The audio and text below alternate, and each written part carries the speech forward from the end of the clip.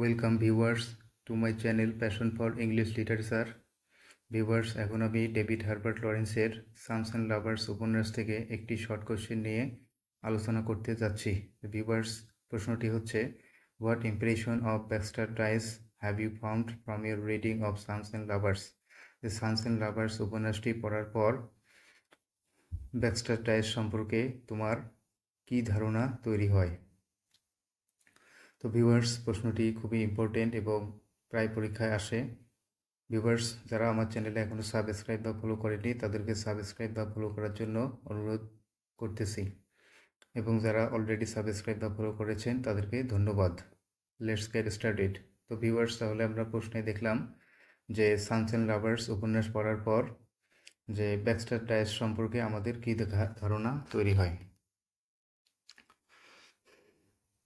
Baxter Dawes is Clara's husband.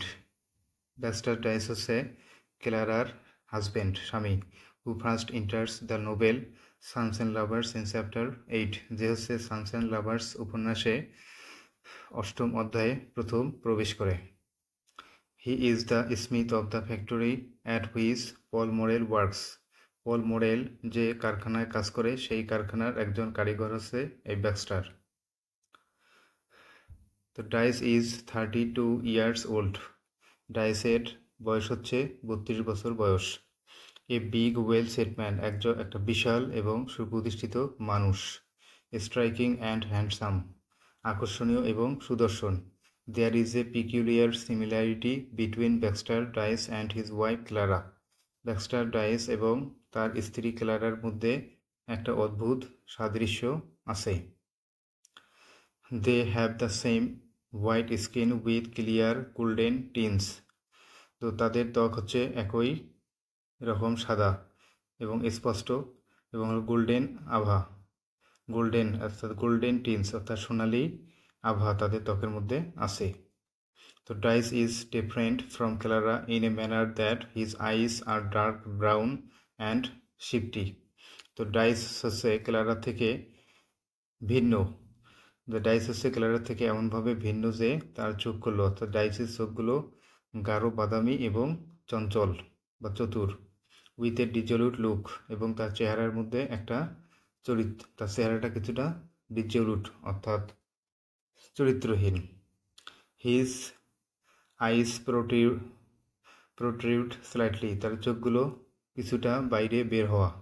And the eyelids hang over them in a way that seems to emanate hate, এবং তার যে চোখের পাতাগুলো সেই চোখের উপর এমনভাবে ঝুলে থাকে যেগুলো মানে ঘৃণা প্রকাশ করে বলে মনে হয়।